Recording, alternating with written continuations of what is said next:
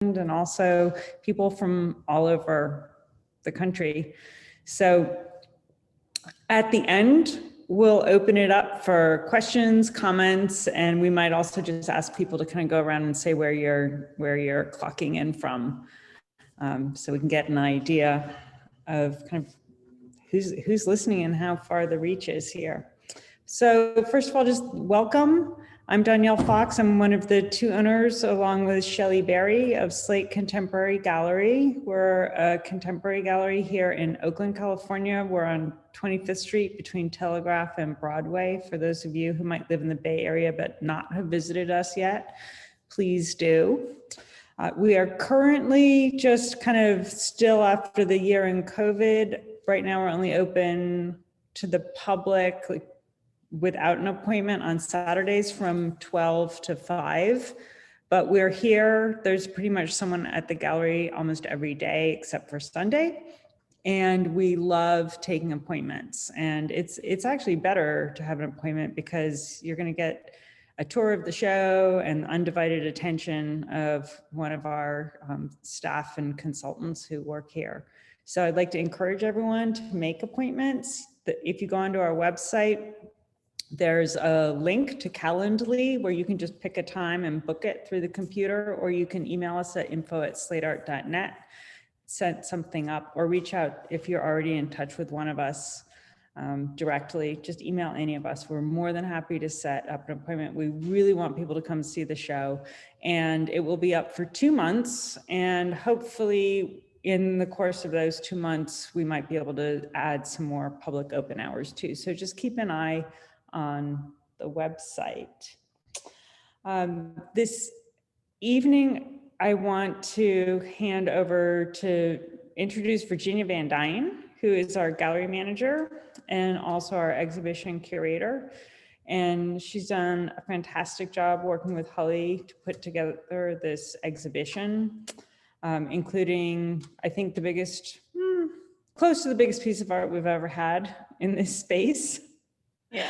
And then like dialing down to like these small, super detailed, lovely, intimate little pieces. I think it was a good curatorial challenge, and Ginny did a great job, and Holly as well. Obviously, we're really pleased.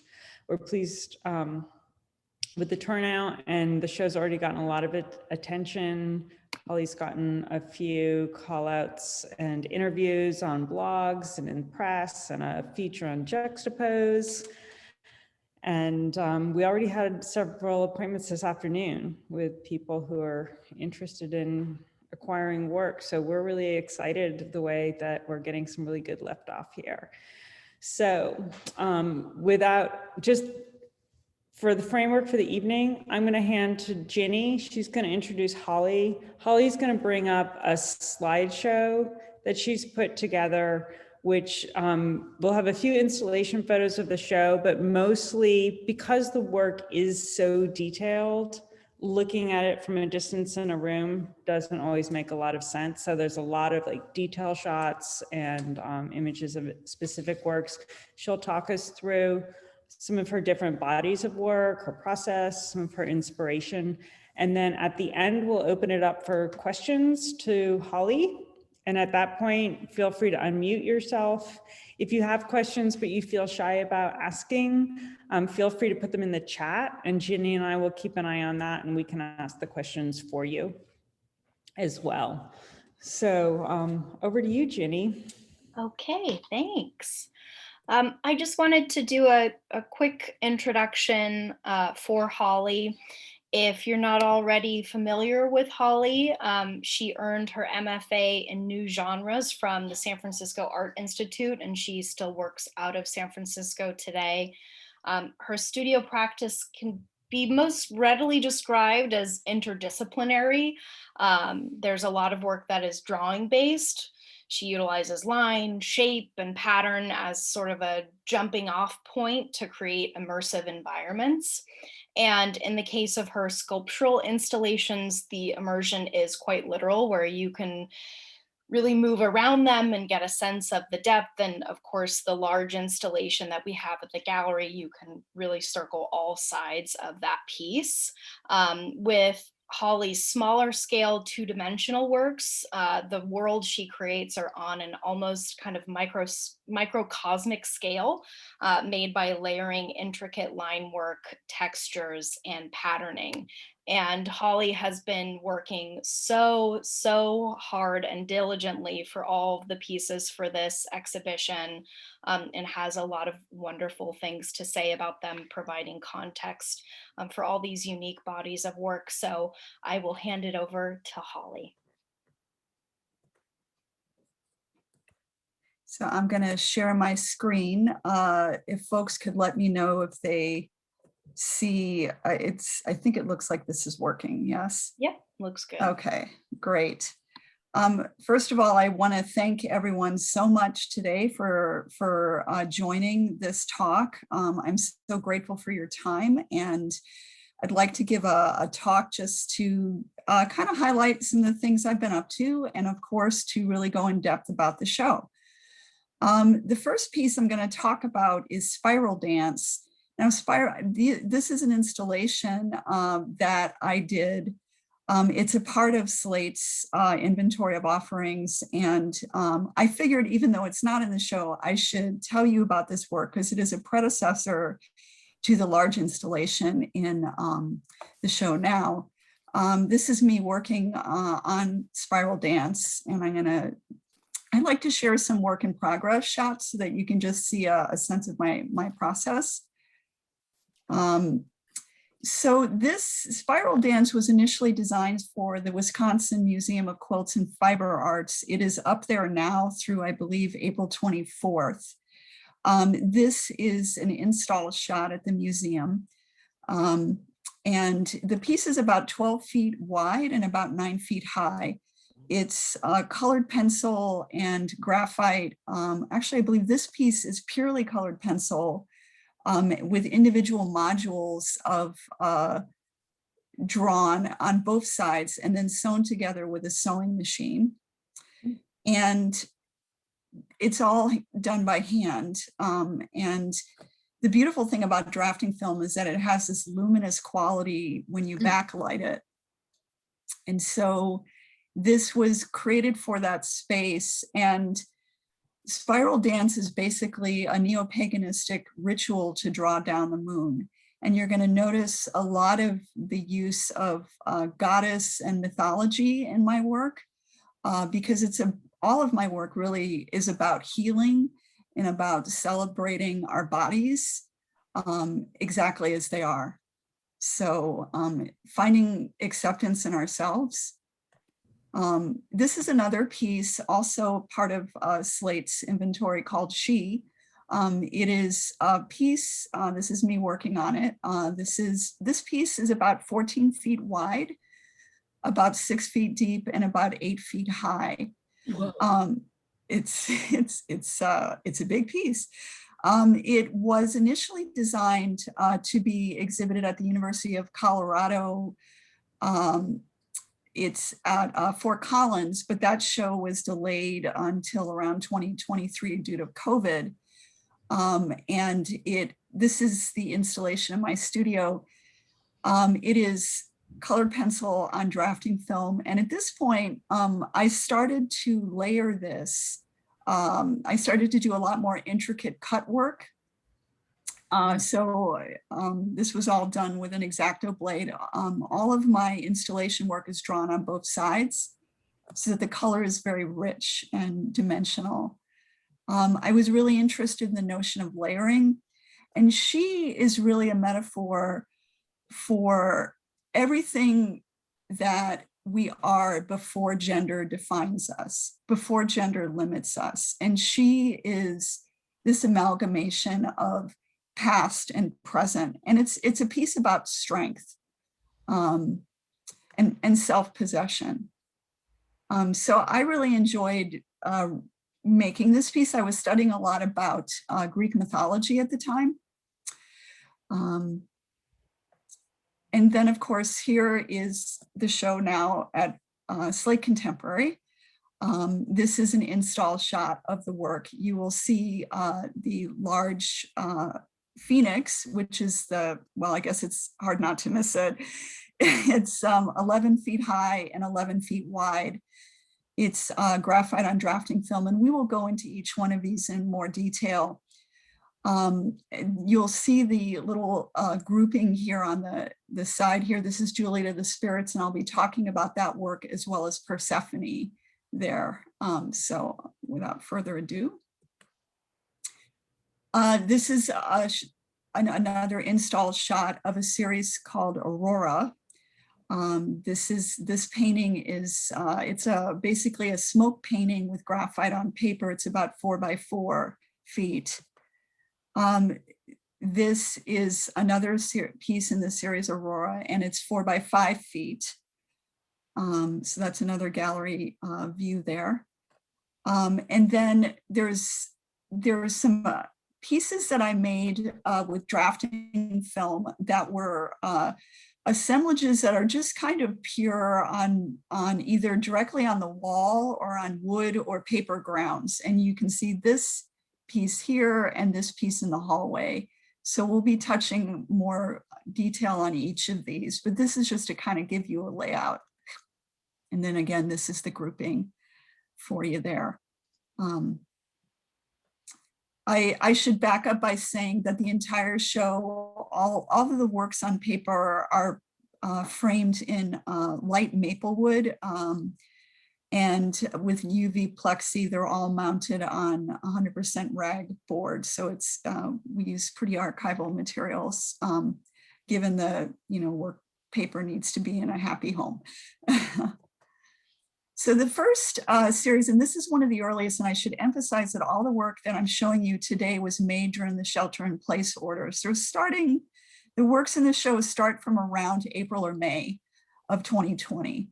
So Bia so there's 2 pieces in the show. Bia was a goddess of power and force. I love the fact that she is associated with energy and protection. And so I create this piece is 19 by 24, and it's basically colored pencil and graphite on hand-cut drafting film that I then weave and mount onto paper. The piece is displayed on, it's basically paper mounted on wood in a plexi encasement so that it keeps it safe. And that's a detail of the work.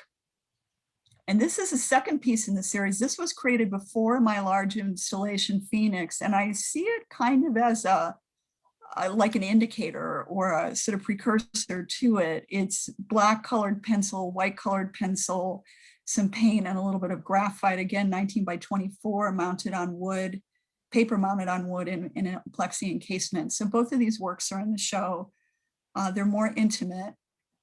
And it's a little detail there. And then this is a series called Arachne, and I was super fascinated by this mythological female character who was a weaver, who was so masterful in her weaving that she kind of got into trouble because of her sense of her sense of love of her craft. And I found that I was feeling kind of like a spider those days there, because here I am in my kitchen. And this was something that I was creating. It was my initial experiments with working with drafting film directly on the wall. And I really enjoyed just the ways in which the piece just sort of kind of elevated or levitated in some ways. These were colored pencil on drafting film with graphite. And these works also involve some sewing. And you can see some sewing elements if you look at the work up close, because sometimes I'm a real fan of sewing things together because of the permanent seal. I have a background in fiber art, so my love affair with the sewing machine is never far away. This is a piece that is in the show. This is Arachne 2, and this is about 48 inches across. It is colored pencil and graphite on hand-cut drafting film mounted on linen. And the linen is mounted on wood. So it's a wood support that hangs, it's wired to hang on the wall. Again, about primordial energy, very much about what is it that we are before we have limited definitions of ourselves. So that is, when I look at this, I think of primordial energy. There's a side view there. And then here's a detail. Again, this also involves some sewing. You can see some stitch work. There's some stitch work here. Because I love the way that sewing joins things. Persephone was a series of 3, and this was one of the works that was initially in the show, and it is Persephone was basically the goddess who traveled into the underworld. And I consider the underworld a metaphor for the unconscious, and it is the ways in which we must delve into our deeper selves to find our truths. And sometimes we have to go into dark places to find that. So these are works on paper that are 19 by 24. This was one of the first times that I combined painting on the paper, then burning it with candle smoke, and then layering it with the drafting film. So this is one of the first sort of like, let's put it all together. This is a detail of it, and you can see the gouache, and then the smoke, and then the drafting film. And I started to get really into these sort of like filigree patterns and sort of losing myself in that.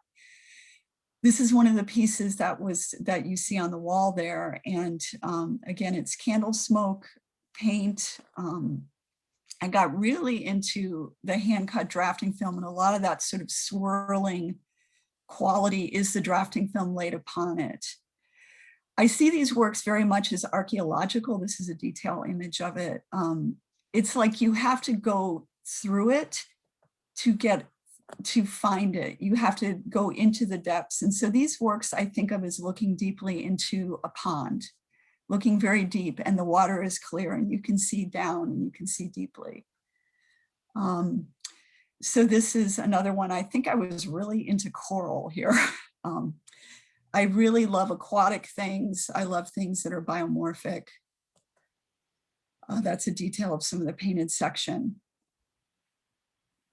And then Juliet of the Spirits. My husband, Al Wong, had introduced me to Italian film a number of years ago. And of course, I fell in love with Fellini's masterpiece, Juliet of the Spirits, which I believe was a film from, I want to say 1965, but he was a master of talking about how fantasy reveals the deepness in ourselves. Sometimes we have to walk outside of reality to find our truth. And so these works are very much my own journey. And I think they're beautifully installed here as a grid, a beautiful placement of the work. This is the first one in the series. This has actually a little bit of layered collaged fabric because some of my installations in the past included iridescent polyester tools. So you can see the pink section there. Most of this is, I start with the drawing, then I paint, then I burn, and then I layer with drafting film. And you can see a little bit of detail there, and there's some sewing here. Then I started with this one was super, super intricate. I kind of got lost in this, and I think there's a stillness in that obsession. This is what I find in myself, that the more that I draw, the calmer I become. And so it is that inner world that I'm finding. And this is a detail. And so this is all drafting film. A lot of people ask me if this is 3-dimensional, and it's actually not. I layer things such that it has that appearance. And I should say that all of these in this series are 12 by 16 is the size of the paper. This is the third. Here I just became obsessed with squares. not so much squares in a formalist way, but squares sort of as a subatomic particle way, that things, and also the notion of disintegration, that we become and that we fall apart and that we become again. And so there is this layering that happens, and it's kind of interesting because I start with the pencil, then I layer with the gouache, and then I layer with the drafting film on that. So I was cutting like these like minute squares early in the morning, and I was like, what? You know, but it gave me such satisfaction to do that. Here again, the sort of coral aquatic elements come to play. Just these sort of growing, spiraling things. I often have dreams of plants just growing out of control. So these are works from that series. Similar technique. This doesn't have drafting film. I think I layered enough graphite and gouache. I was like, okay, I think we're good. This is the 5th in the series. Gouache, graphite, the spirals, the white spirals are the hand-cut drafting film. And then the last, and that's a detail there. And here's the last one. I kind of wanted to move towards a lightness, and this was kind of where I was sort of moving in my work. So this has a just sort of ephemeral kind of airiness, and I like this in that way. It's a little lighter touch. So speaking of light touch, I started a series called Aurora, which is the goddess of the dawn. And I was really interested in the idea that we could wake up and become anew. At this point, we were at the height of the election, and I was just like, oh God, you know, I mean, I won't get political here, but I think for all of us, it was super stressful. So I got really into making these very large scale works on paper. And this is a shot of me in the studio. This is the piece overall. This is a 4 by 5 foot painting. It first starts out as drawing. I then burn it, I paint it with gouache, and then there are a lot of intricate layers of the drafting film. This piece also has layers of polyester tulle that are sewn through with iridescent thread. And you can sort of barely see it, but when you go to the gallery, you're going to see the tulle just sort of kind of shimmering in the upper right-hand corner. I think that for me, there's something about hope in these works. And I was thinking a lot about the dawn, but I have to admit, this was the second piece in the series. And I really felt like I needed to draw a lot of circles because we were in the middle of just so much going on out there in the world. And I felt like I needed to draw inwards. And that is sort of the focus of this work. It has a sort of microscopic quality to me. This is purely graphite. The burning is more evident here, and then and just purely painted on with gouache. The piece is a lighter touch for me, and I like this sort of ephemeral airiness of it. And then this is the largest piece in the show. It's not, I should say it is the largest drawing I've ever done in my life. It is purely graphite on drafting film, and it's sewn together. There's individual modules, and I should probably spend a few moments talking about the process. It's not like I roll out 11 feet of drafting film and then just kind of have at it. I work much more modularly. So I start out with individual pieces. Maybe they're a foot, 2 feet. I don't really plan stuff in that way. I sort of look into my inner eye and I listen. There's this way in which I'm listening and I'm looking into myself and I'm asking the work to tell me what it wants to be. In many ways, my work is a sort of revelatory process. So this piece started out with probably 15 to 20 sections of graphite on drafting film. I started feeling like I wanted to draw wings, and what I'm doing here, and you'll see why in the next slide, I'm charging the piece with my energy, which is what I do with all of my large installations.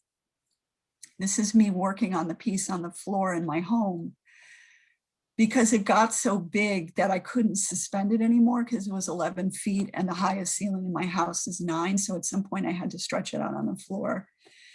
This is a piece in the gallery.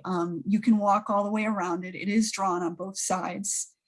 And it is so Phoenix. So how did I get there? I felt that there was so much violence, health disparities, racism, disease.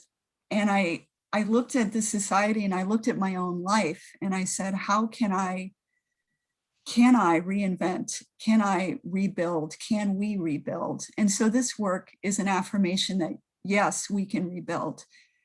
The phoenix, of course, is a mythological bird that rises from the ashes. And the interesting thing is that the phoenix is arising out of its former self. And I see this as me arising out of the ashes of my past, but I'm arising with strength. And all of these works, I mean, I really kind of dug in there with the ebony pencil, you know. I'm sure anybody that's taken a drawing class, you know, fondly remembers the ebony pencil because it's rich and it's black and it's deep. So I used a lot of that here. There is no collage or anything. This is all done by hand. So these are all drawn elements and they're all just either sewn together or the smaller pieces are affixed with a type of acid-free double-sided tape so that it stabilizes it. And that's me installing it there. And that's, you know, I have my Instagram and my website in case any of you would like to find me. And of course, the Slate art, there's a full inventory of the work on Slate's website. And I think that's probably a good place for me to stop.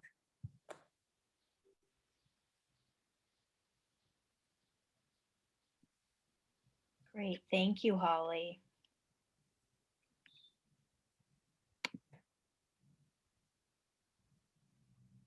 Danielle, you're muted. Can we, sorry about that. I'd just like to invite if anyone has any questions to ask Holly about her process or her background or her inspiration to please feel welcome to unmute yourself and jump in. I'm not quite sure we can do a hand raise because there's so many people, but just jump in. And or send us a question in the chat and we'll be. Yeah, it looks like we're getting a few in there already. Holly, you have a question that's asking how many hours do these works take you to create? Obviously ranging from the bigger to the smaller. So that's just you know, and I meant to actually talk about that. So Phoenix was a piece I did over a 2.5 month period and took me about 250 hours. You know, anybody that knows me knows that I'm kind of a work, you know, I like to work. Working makes me happy. It does. And I would say that, you know, the 19 by 24 ones probably take maybe 10 days to 2 weeks. The 11 by 14s can take, you know, maybe a week and a half, maybe less. So yeah, and you know, as I've grown more confident in my practice, I find that I'm able to work with more enthusiasm and less reticence, which means my speed is improved because I'm not going like, ooh, you know. You're learning to trust yourself and your instincts as an artist. That's right. And do you work on them serially or do you sometimes have several going at once? I do work on them serially. So I do you know, you'll see that if I'm going to do a thing, I generally do 3 or 4 of that thing. And then I'm like, okay, And then I go and turn on to a different series. I will sometimes stop and do other things if I have another show or I have some other thing going on. So I definitely can do multiple, as they say in the workforce, you got to multitask. So Right. So you might have multiple works going at once, but you're usually Absolutely. kind of focused on one series or body of work. That's right. Mhm. Okay, we have We've- a go fair ahead. amount of questions in the chat, so I just want to get to some of those to make sure we get to them. Holly, we have a question, and I was curious about this as well because I don't think I know the full details about how you get the candle smoke onto your works on paper, like how you control kind of the way that, because they look very organic, but also somewhat controlled the way that you do it. Yeah, so this is pretty funny. I take the artwork into my kitchen and I kind of angle it. We have a big thermos in the kitchen, so I kind of angle it on top of the thermos and then hang it over the sink. And then I take a candle and kind of the paper is almost horizontal over the candle, and I just kind of trace the candle flame. And I've kind of learned how to angle it so that my goal is that the flame rises up in the piece. Not that I burn a hole in the paper, right? But it functions like charcoal in that way, but I want it to rise like breath. Mhm. And you know what? It doesn't always cooperate. And that's kind of the thing about candle smoke is you have to have that willingness for randomness. You have to be open to the random and be accepting of that. If I'm uptight about it, it won't happen for me. Yeah, makes sense. We have another question asking how you select your colors. So here's the thing for collage folks on the call, because I have a lot of artist friends who are wonderful collage artists. I actually gather magazine clippings. I go through the New York Times, the magazine, the magazine section. I go through I have Vogue magazine that I get, I get Scrap, whatever I have. And I cut them out and I put them on my table as like a little assemblage just to look at them. And I'm not copying them, but I'm sort of feeling them. And then as I paint or select colors, I'm pulling intuitively. I love photographs of food, photographs of seaweed. It's all sort of in the mix, but it's all very intuitive and it's all very random. But there's an inner knowing or an inner voice that drives me. My trick or my key is to listen to that. That's the hard part. Mm-hmm. Mm-hmm. Yeah, definitely. Can I jump a question in here because I think it follows a bit from that. We've had a few people approach us about commissions, and just given that your work is so intuitive and kind of responsive just to what's going on internally and to the images that are collected around you, how do you approach working on a commission? So for me, a commission is really is such an amazing honor because a client is asking you to consider a piece of artwork that is really going to be a part of their home. So what I like to do is understand the space that they're thinking about, maybe a little bit about who they are as people, what their sort of color environment is, what their interests are. And then I try to, I always try to do a maquette or a sketch so that they have a pretty good approximation of what the work is going to be. I think for work to have life, there has to be some level of randomness, but like, if I'm saying that I'm going to do a woven piece with drafting film and it's going to have mostly reds and purples, I'm definitely not going to roll up with something in green. And be like, well, I just felt like, I feel like it's a really intimate relationship that you're having with somebody and you're giving them something that is special that will enrich their lives. And it's a privilege to do so. So I take that role very seriously. Thank you. We've also gotten a fair amount of questions about the drafting film, or drafting paper, and what exactly is it?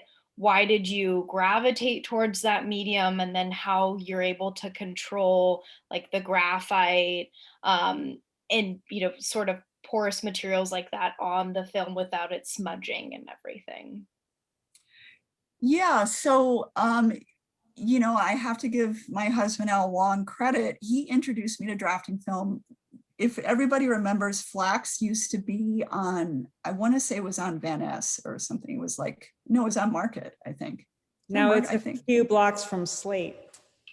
Oh, right. Well, you're right. Yeah, it used to be in San Francisco back in the day. And they used to have this fantastic selection of drafting film. And he had showed me something called Duraline, which he had in his studio. And I just, his work has influenced me a lot, especially his use of transparency. And I looked at this stuff, and for years, I really didn't know what to do with it. I had this Duraline in my studio for like forever. But I got to this place where I wanted to suspend paintings. I wanted patterns to be transparent, and I wanted to be able to pattern in a way that was exactly my own vision. So I liked the Duraline and I liked the transparency of it, but I had to learn what materials would work transparently. Colored pencil will work because it functions like wax, and graphite will work. If you put acrylic paint on it, it will block light, but everything else, those two other materials really, you can see light through it. And I liked the fact that Duraline is very archival. It's polyester, let's face it. So it's not going to go anywhere. It's very heat resistant, and it's water resistant. So I really like all those factors. It's very flexible. You can roll it. It's easy to store. And for my larger work, I kind of have to have that level of flexibility with it. Definitely. Yeah, because that feeds into a lot of other questions too. And because looking at your work, it can look quite fragile. So there have been a few questions like, how does it, has it gotten damaged before? How do you transport it? But, the drafting film is a lot more tough and durable than it would appear. And then there are some questions too, as far as, because Holly generously, for pieces that are being installed in homes in the Bay Area, Holly is willing to come to clients' homes and install them herself. But we did have a couple questions too about like, for people outside of the Bay Area, do you send detailed instructions or do you fly and install it yourself, for the more like large installation based pieces? So I think that depending on the client's need, in many instances, putting the work on a stable ground, kind of like the round piece in the hallway gallery there, is probably a good option for out-of-state folks, because it's stable and can be shipped, and could certainly be moved from one room to another. It's more flexible. I have done very large scale installations out of state, where I was packing a lot of material that was portable and collapsible, and I did assemble it there over a period of days. And that's certainly something I can do. Yeah. Okay, I'm just sorting through all of these as they're coming in. We have another specific question about, it's from Anne Ribbons. Holly, previously you talked so inspirationally about your piece in Cedarburg. I'm not sure if I'm saying that right. Cedarsburg, yeah. Mm-hmm. Yeah, in Wisconsin, yes. Not far from where Anne grew up. Could you talk a bit more about your feminist themes? What is it you want to say in your work about the lives of women? So my work is very much about supporting the healing effort of female identified people. And, you know, and when I say women, I mean it in the broadest way, however people choose to identify. But in a broader sense, I mean, that is my own personal way into the work, but in a broader sense, I am identifying and supporting the efforts of all people that are living through trauma, male or female or non-binary, all of those ways in which people have lived through trauma. And I think that art becomes a transformational space for people. And I think that my work absolutely is my own feminist journey. I use archetypes a lot, as you'll see in the work, because archetypes allow me to attach to something in history and say, as broken as I may feel, I am not that. I am more than that. I can identify with this goddess, and in this moment, I become that. And so when I talk about charging Phoenix, and I put my hands on the artwork, as you saw in that picture, there's this idea that we can charge and that we can transform things with the power of our body, and that the body has that wisdom. And so I put that wisdom into the piece with my hands.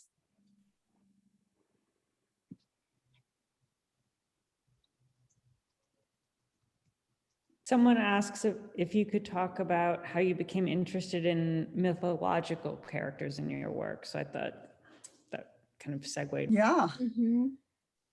So I was studying a lot of neo-paganistic women's religions. I was very interested in the whole idea of pre-Christian religions and how the body is perceived. And I loved the whole notion of Greek mythology, and that women could be powerful. And I particularly love Greek mythology because I love, of course, the Odyssey and the classics of Greek literature, but there are so many rich, beautiful,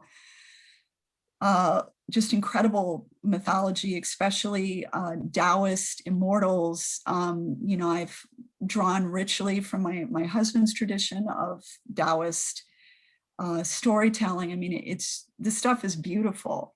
And it just, when you are afraid that you yourself are too small, you can occupy a bigger spirit, and then you feel that you are the size you need to be. Beautiful. We have another question about if at any point in your creative process you've lost inspiration, and if you have, at a low point in creativity, how and what do you do to bring your creative kind of energy back? So I find a lot of great sense of community with other artists, especially, you know, the Bay Area has a rich tradition of artists helping other artists. I listen to a lot of podcasts as I work about other artists. You know, it's like we're all battling, right? I mean, not just visual artists, but creative people, makers of any kind.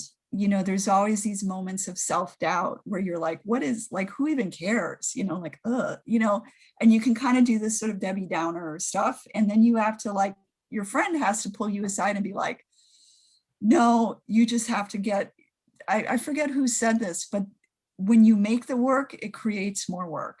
And you just have to be in that space. You have to, once you do a little bit, you could be there for the rest of your life. But it is about trust. You must trust. If you don't trust, it won't come. And I have to be okay with the fact that, like, this might suck, you know, this might suck and maybe I'll burn it. But, you know, you have to embrace failure to get to the other side of that.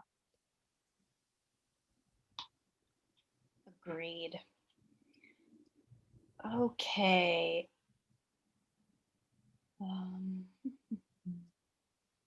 It sounds to me, Holly, or maybe I'm just like imposing my own interpretation here too, but that there's something in just the discipline of the practice. If you can detach from the result, that can get you through those times. Absolutely. That's exactly it.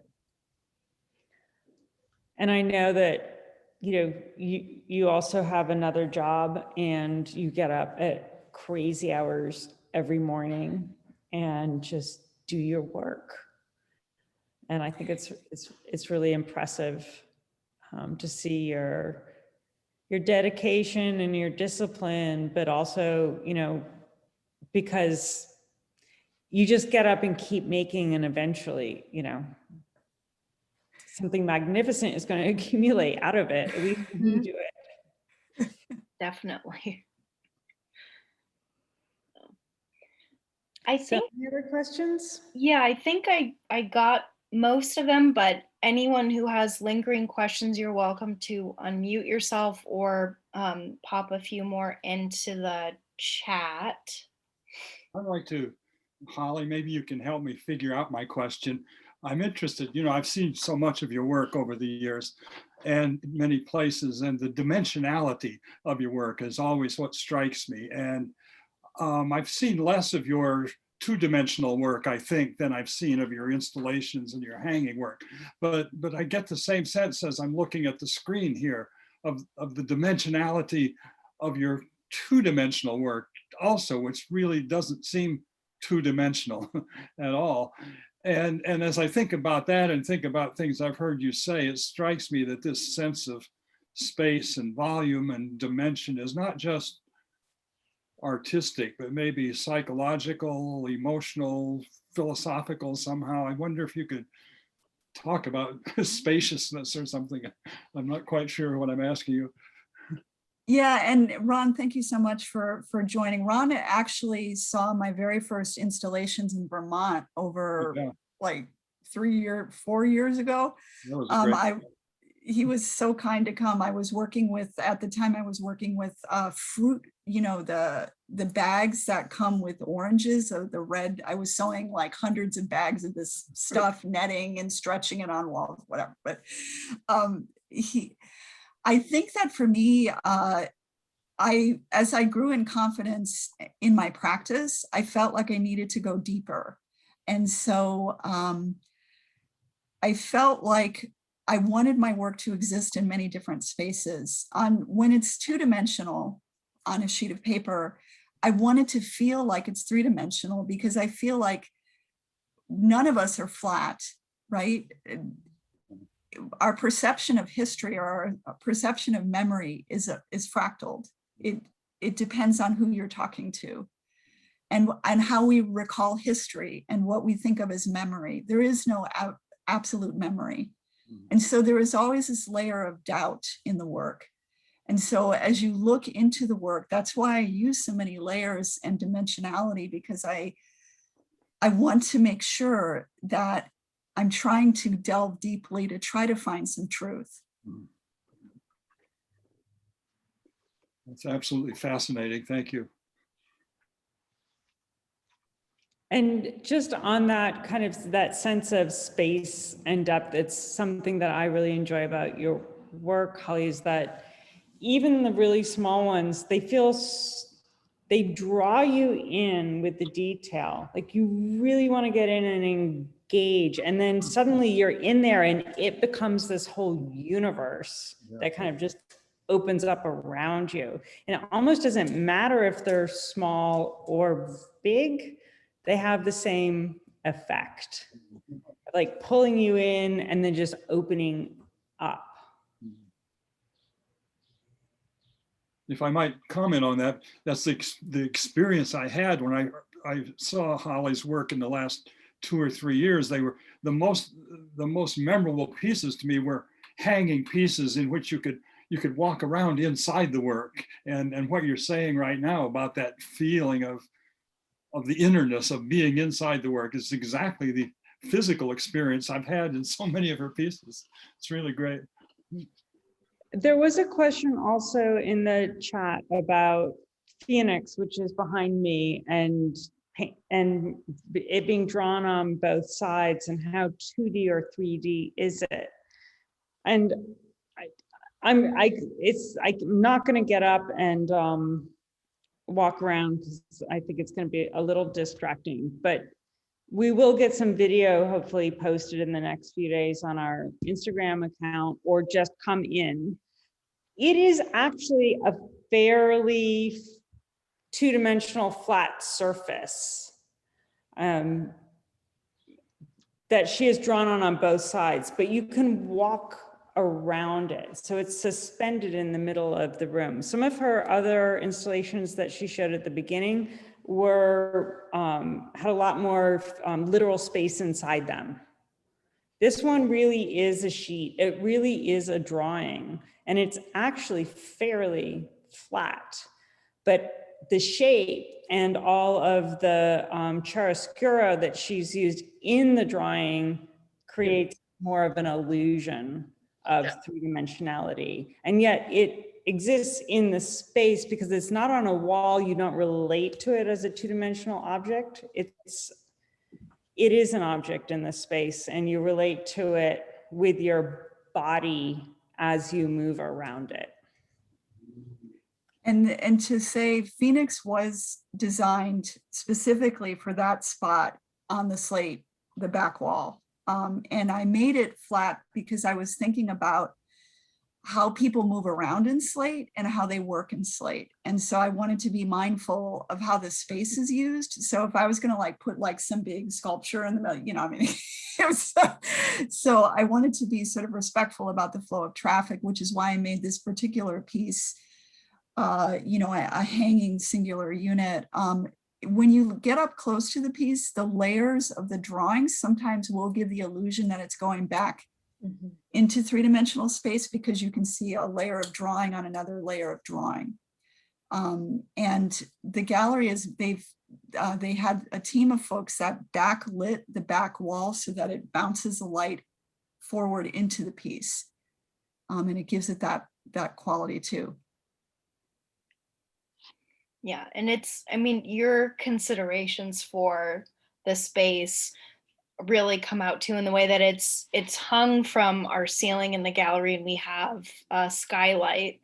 So throughout the course of the day, the lighting and the emphasis on Phoenix shifts between the natural lighting that we have and our actual track lighting in the gallery. And when you see it in person, it has this little kind of trail that comes to like a tail almost at the bottom, and it just barely grazes off the floor in the gallery. So it really is perfect and stunning in the space.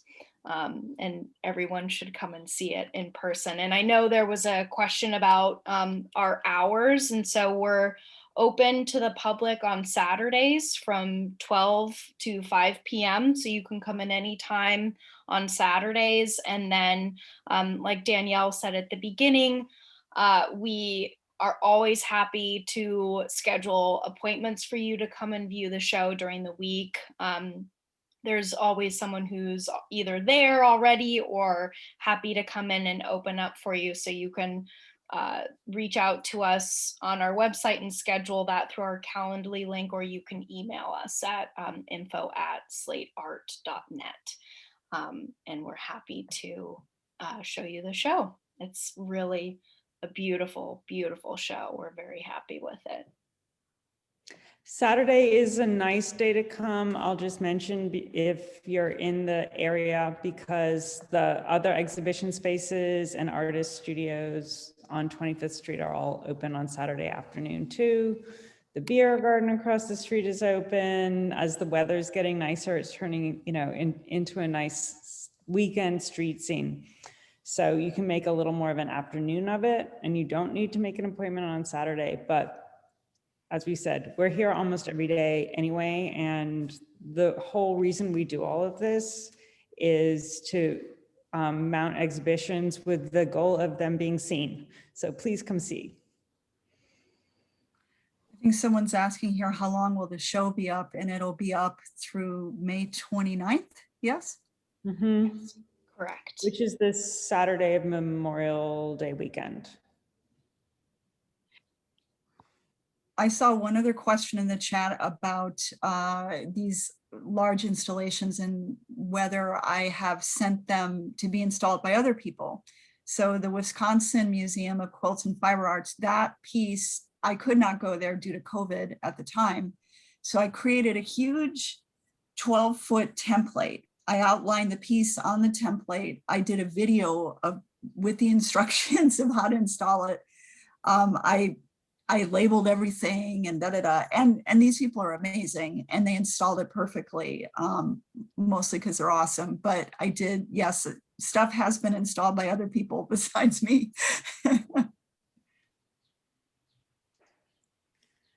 Great. Well, thanks so much to everyone for coming. And we hope to see you at the gallery or on our mailing list or our Instagram. You know where to find us. And have a great night. Thank you. Thank you Holly, so much. for sharing your work. Wonderful. Holly, Thank you are you. awesome. Exceptional. Thank you, everybody, for coming.